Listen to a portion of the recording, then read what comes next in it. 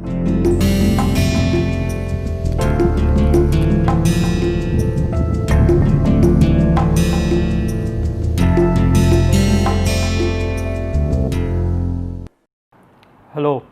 welcome to another module in this massive open online course on applied linear algebra. So, we are looking at the norm of a vector and we have derived the norm of a vector, right. And now let us continue our discussion. So, we have norm u bar, which is basically we say norm of the vector u bar, and now we can also see so some properties of norm. If norm of u bar equal to 1, this is known as a unit. If norm of the vector, that is length, this is known as a unit norm vector. And any norm, that is if you take any vector u bar divided by norm of u bar, this becomes a, that is if you define this vector u tilde, that is you take the vector u bar divided by its norm, this becomes a unit norm vector for any vector u bar.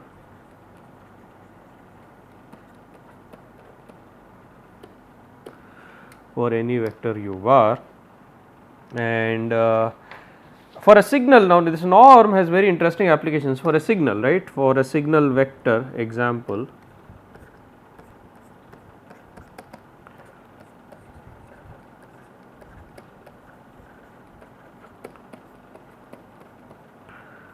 for a signal vector u bar, now norm u square equals, let us say we have a real signal, norm u square equals u1 square plus u2 square, so on up till u1 square. This is basically the energy of the signal,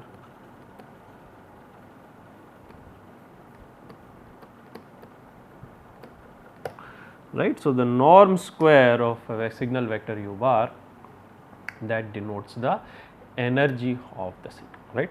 Let us look at a simple example. For instance, let us consider a vector u bar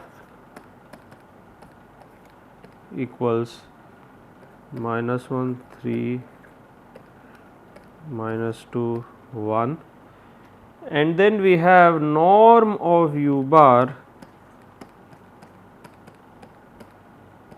norm of u bar equals 1 plus 9, that is basically if you write this, that is essentially 1 plus 3 square plus -2 square plus 1 square, which is basically 1 square root of 1 plus 9 plus 4 plus 1, that is square root of 15, that is u bar, norm of u bar is square root of 15, and the corresponding unit norm vector, that is norm divided by, that is 1 over square root of 15 minus 1 3 minus 2 comma 1. Now, this is basically your unit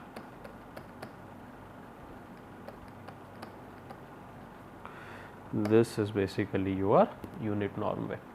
Okay. So, that is basically you computed the norm divided by the norm, alright, that makes the vector as a unit norm vector.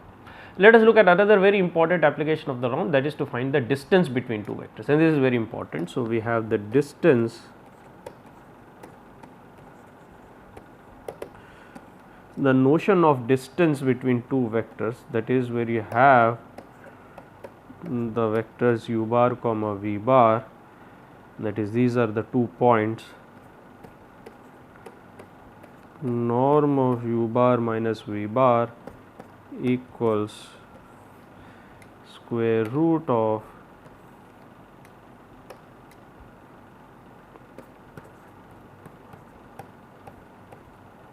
u1 minus v1 square plus u2 minus v2 square plus un minus vn square, that is basically norm of u bar minus v bar. This basically gives the distance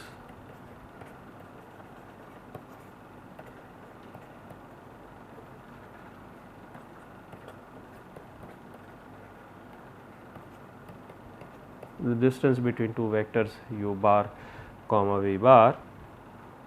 Alright, and so you can also write this as the square root of the inner product of u bar minus v bar with itself, right. That is essentially what is the distance between the two vectors.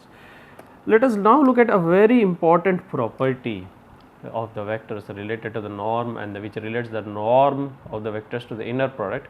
This is known as the Cauchy-Schwarz inequality. This is a very important inequality which has a large number of applications in linear algebra. Okay. So, we have to look at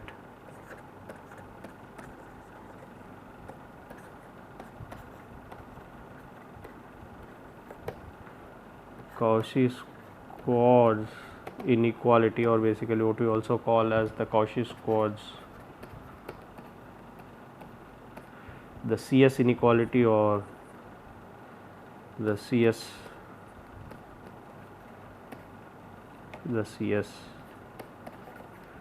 property, right. The Cauchy-Schwarz inequality or the Cauchy-Schwarz property, which basically relates the inner product to the norms. So, this simply states that if you look at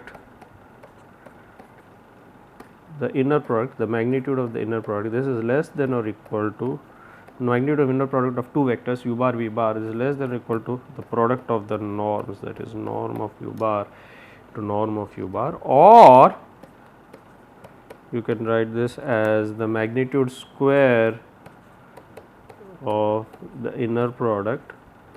This is less than or equal to norm of u square norm of v square,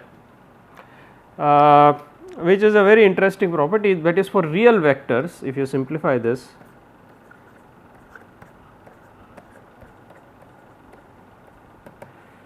you can say u bar transpose v bar square less than or equal to norm u bar square norm v bar square, and for complex vectors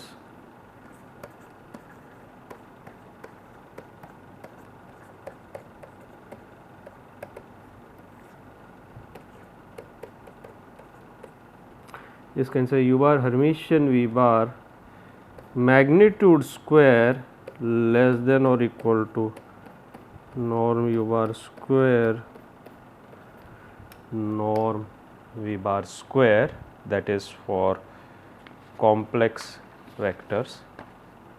Alright, so this is a very important property. This is u bar transpose v bar square less than or equal to norm u square norm v bar square for real vectors, and magnitude u bar Hermitian v bar square less than or equal to norm u bar square into norm v bar square for complex vectors. So, this is a very important property which has a large number of applications. Alright. So, let us look at a simple proof. Of course, you can also look at a general proof. Let us just look at a simple proof of this for the two dimensional case.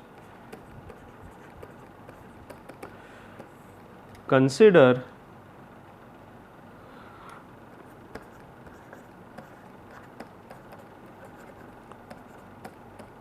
two D real vectors, and the general case is also fairly straightforward.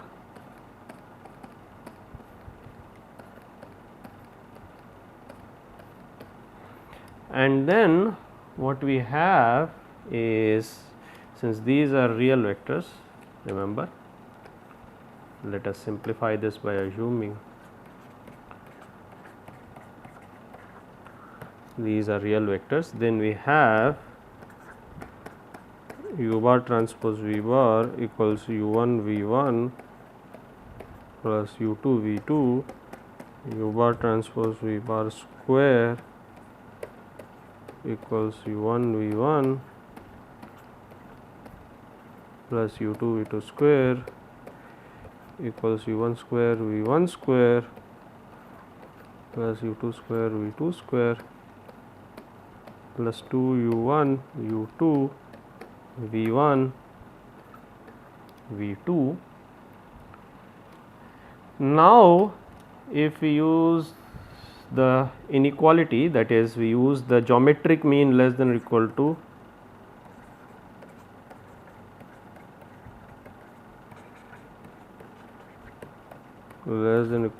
the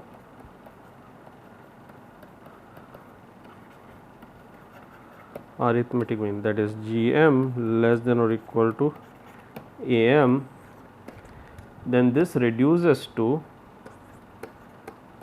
2 u1 u2 v1 v2 less than or equal to u1 square v1 square. I am sorry, we can write this as follows: u1 square v2 square plus u2 square v1 square, right. So, a geometric mean less than arithmetic mean simply states that, if you are not familiar with that, that simply states that square root of a b less than or equal to a plus b over 2, okay, and that is essentially this, right. That is essentially, if you look at it, you can clearly see that is essentially being used over here, and therefore, now you can write u bar transpose v bar square less than or equal to u1 square u2 square, I am sorry, u1 square v1 square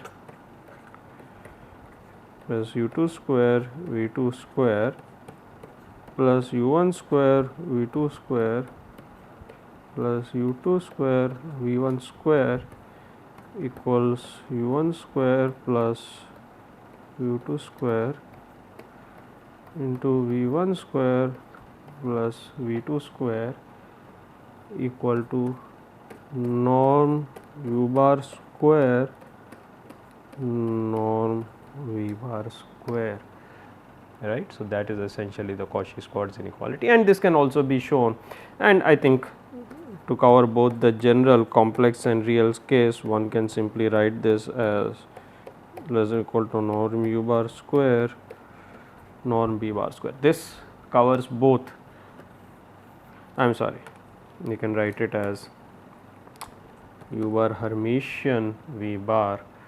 I hope I have written the same thing here for complex vectors, yeah, u bar Hermitian v bar. So, this covers in fact both the real case and the complex case, right.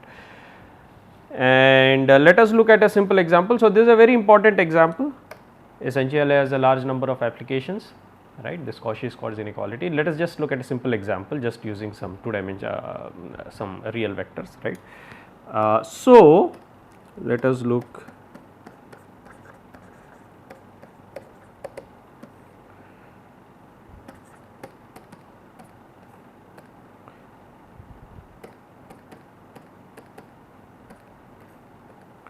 we have u bar equal to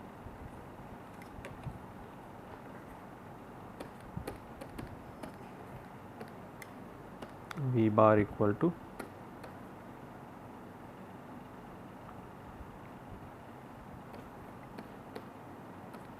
these are some simple vectors, right.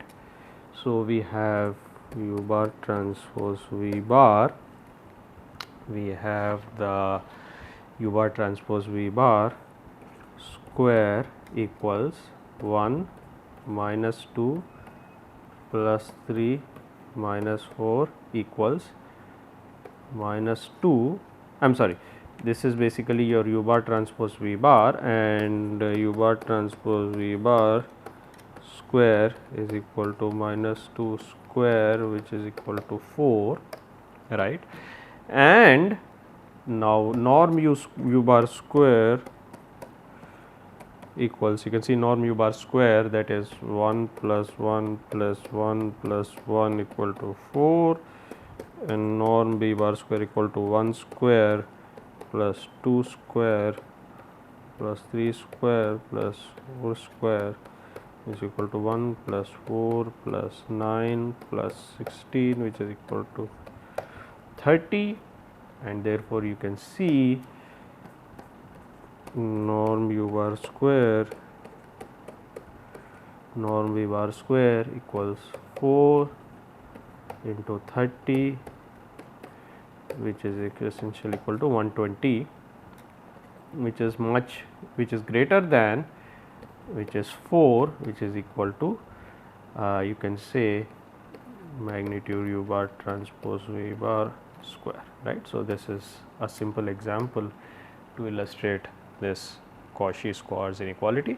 Now, this u bar transpose v bar, this has very important connotations, right. So, this u bar transpose v bar, this is termed as the correlation between the two signals. So, this u bar transpose v bar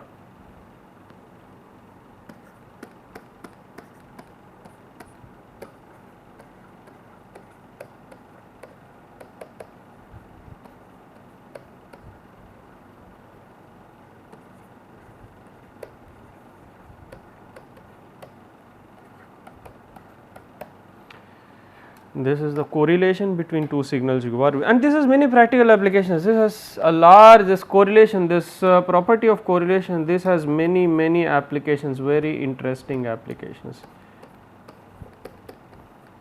This has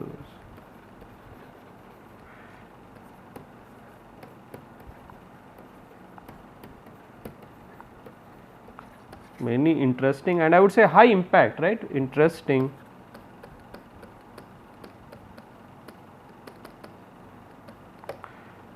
this has many interesting applications, several interesting applications. Let us look at a simple example, application of correlation or inner product.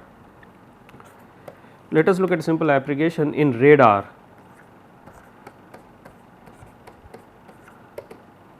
right. So, we want to look at the application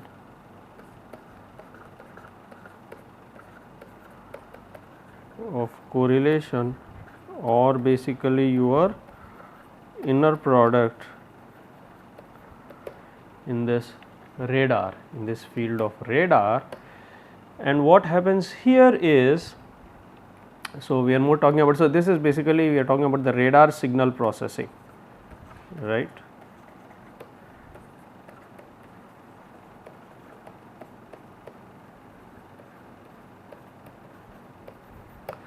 So, radar signal processing, what is radar signal processing?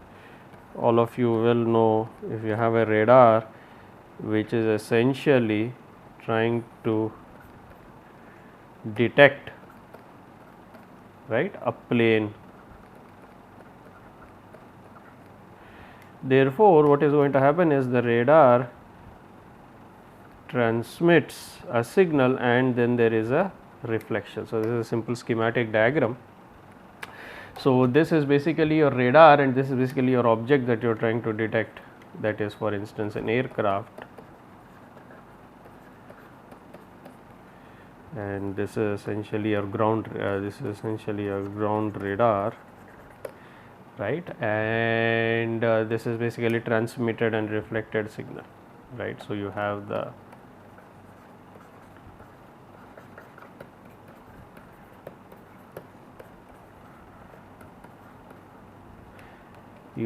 transmitted,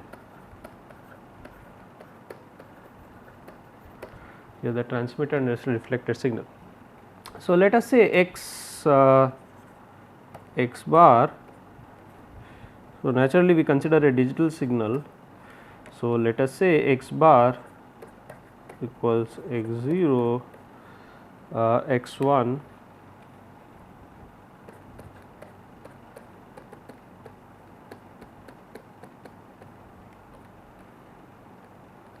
these are the samples of the transmitted signal. So, this is the transmit signal vector, right. So, these are the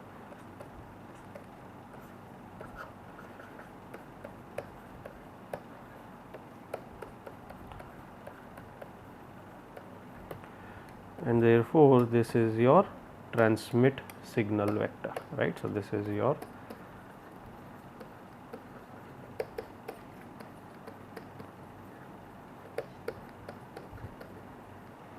this is the transmit signal vector, and let us say this is your y bar, which is your reflected signal, right.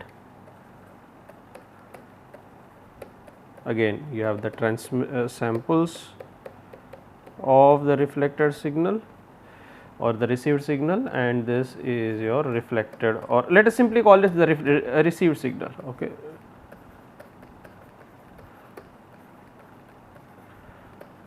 That is the signal that is received, that is if you measure it, right, you are transmitting a signal from the radar and you are measuring the response at the radar after a certain delay, alright.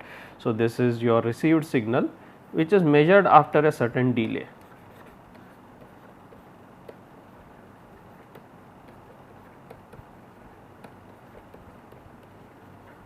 This is measured after a certain delay. Now, the point here is, if there is object,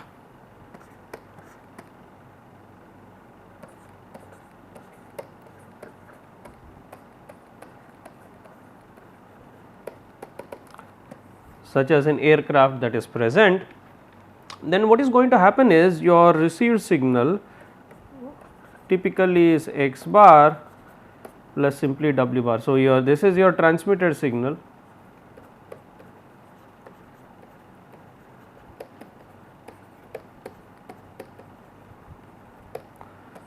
this is your received signal, and this is simply the noise. So, what it is saying is, of course, there is going to be noise, right, remember, because it is a practical system, communication system. So, along with the signal you will have the noise. So, what happens is the signal is reflected, so transmitted signal x is reflected, and then of course, you are going to have noise. So, the observed signal y bar at the radar is going to be simply a copy of the transmitted signal plus the noise, alright. Typically, the noise is assumed to be Gaussian. This is also what is called as additive white Gaussian noise, right. So, although it is not very important, you might understand this better. This is called as, this is noise is additive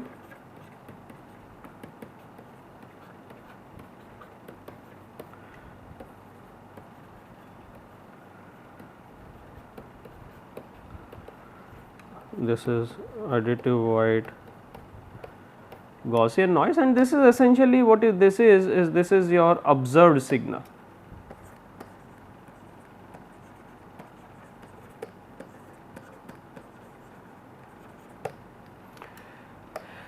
Therefore, in this case the observed signal y bar will be highly correlated with x bar, y bar will be, if the object is present, y bar will be highly correlated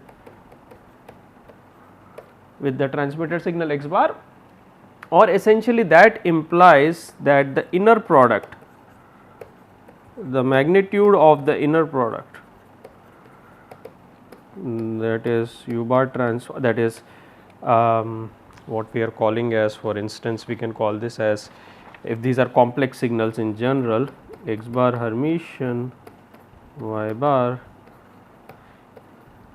is very high, right, because the copy of the signal is present in x bar. So, the similarity between x bar and y bar will be higher, right, you get the point, right, because y bar is the observed signal, x bar is reflected. So, the similarity between y bar and x bar will be very high. On the other hand, if the object is not present, then it will simply be noise, because there is no reflected signal, right. So, on the other hand, if there is no object, or if object is absent, right, if object is absent,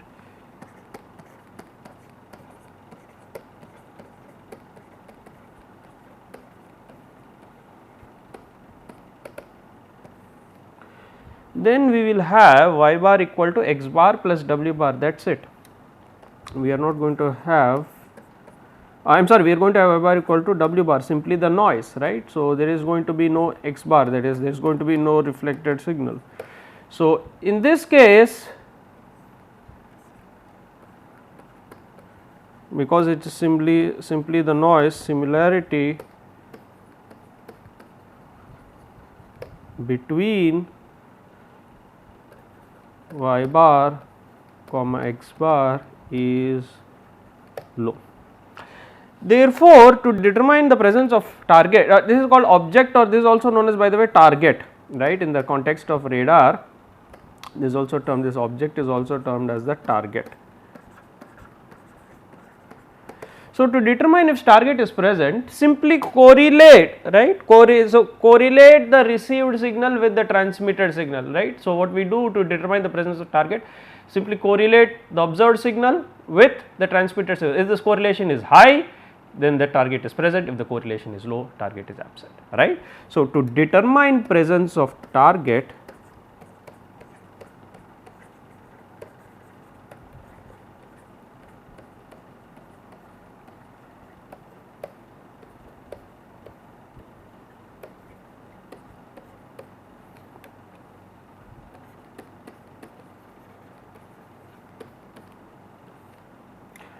we correlate received signal with the transmitted signal, correlate received signal with transmitted signal.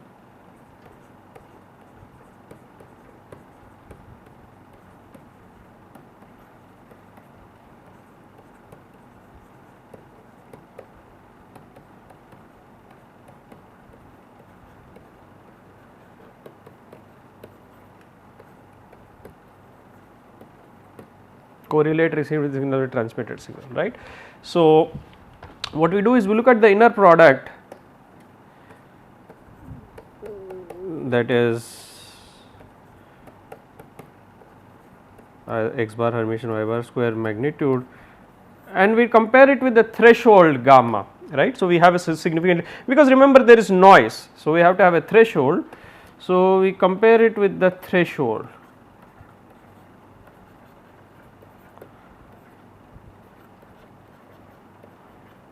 The threshold is gamma. So, if it is greater than threshold, this implies that target is present.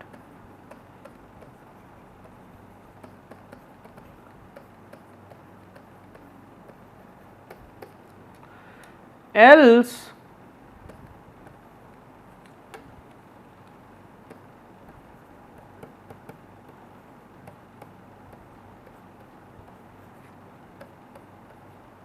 implies target is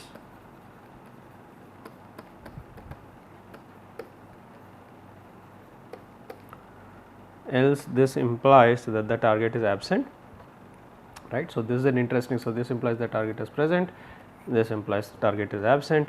This is also known as a hypothesis, this is a detection problem, or this is essentially this radar problem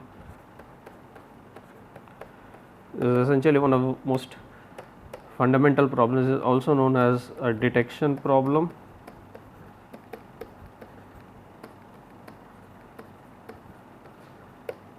Or this is also known as a hypothesis testing. In fact, that is, there are two hypotheses, right, the target is present or absent, and you are testing each hypothesis. So, this is also known as the hypothesis testing, and more specifically a binary hypothesis testing problem. So, this is also known as the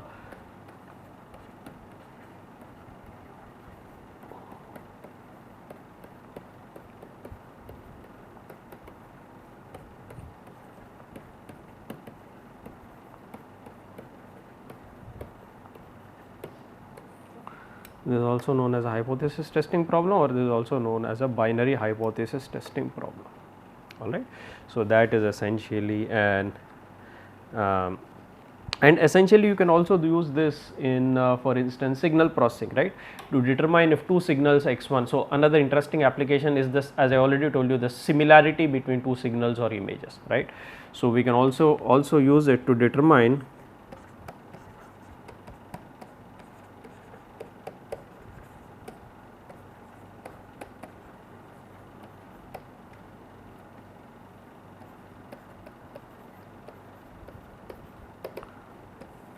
for instance you have x1 bar,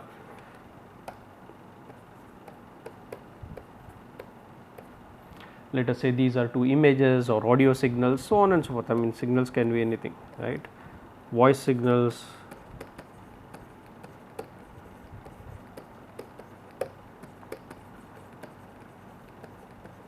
images, right. To determine the similarity, to see if they are similar,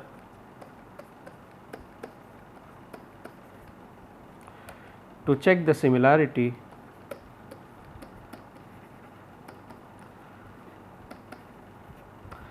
You again take the inner product, that is magnitude or essentially the correlation magnitude x1 x1 bar Hermitian x2 bar square greater than equal to 0 equal to threshold. This implies that they are similar.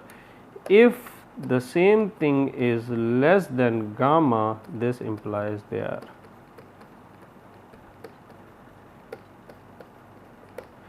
dissimilar, right. So, that is a very interesting property. So, this property of the inner product or the correlation between these two, in fact this is the correlation between these two data vectors or the correlation between these two signals has several key interesting applications, and this is a very important concept. We are going to see another important application of this in the context of wireless communication in the next module. Thank you very much.